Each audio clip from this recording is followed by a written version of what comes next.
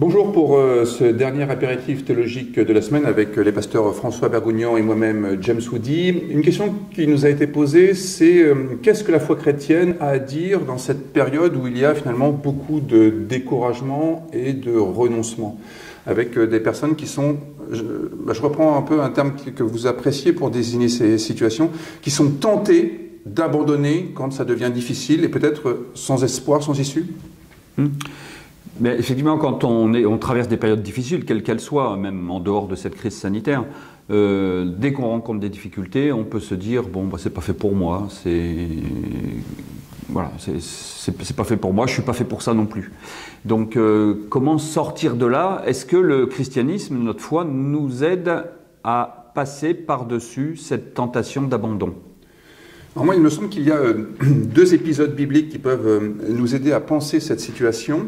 C'est à la fois la situation d'Agar, qui a donné naissance à Ismaël, et puis la situation du prophète Élie. Je reprends le prophète Élie, c'est dans le premier livre des rois au chapitre 19. Il vient de remporter un grand concours contre les prophètes de Baal, et puis en fait il se rend compte que ça ne marche pas, et il est désespéré, au point de dire, c'est le narrateur qui dit, il s'assit sous un genêt et demanda la mort en disant, c'en est trop, maintenant Éternel, prends ma vie, car je ne suis pas meilleur que mes pères. Donc c'est tout à fait le phénomène que vous dites. Et que se passe-t-il, aussi bien pour Élie que pour Agar, dans le désert qui est sur le point de mourir assoiffé?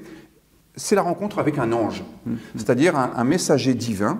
Et que vont faire ces messagers? C'est de leur ouvrir les yeux sur leur situation pour qu'ils comprennent que leur situation n'est pas aussi désespérée que ce qu'ils imaginent. Agar va trouver une source d'eau et notre Élie va avoir à son chevet un gâteau avec une cruche d'eau. Et donc, vous voyez, si je démythologisais ces textes, pour les ramener dans notre vie quotidienne, la foi chrétienne, c'est ce qui nous sensibilise à la providence de Dieu, c'est-à-dire ce qui nous permet d'observer les signes des temps. Oui. Et c'est très bien illustré dans l'histoire d'Abraham, qui pense ne plus pouvoir avoir d'enfants parce qu'ils sont trop âgés. Et à nouveau, c'est un messager qui vient lui donner ce signe d'espérance en lui disant « Mais si, tu vas devenir père d'une grande nation ».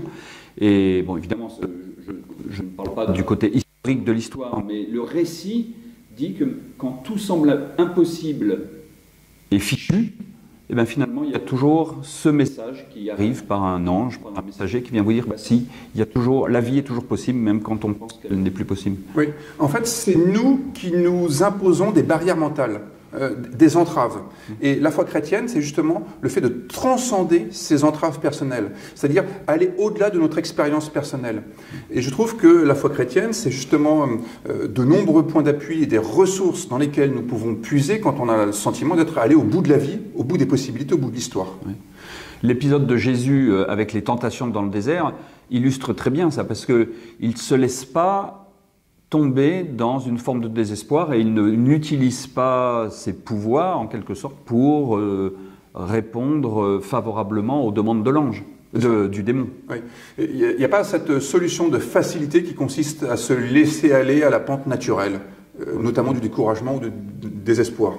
Et là, cet épisode de Jésus est vraiment une belle illustration, justement, du courage qu'il garde malgré les tentations. Exactement. C'est la foi comme résistance à l'égard de la fatalité. Tout à fait. Resistem. Bien, à la semaine prochaine pour la suite de nos apéritifs théologiques. Bon week-end, à bientôt. Au revoir.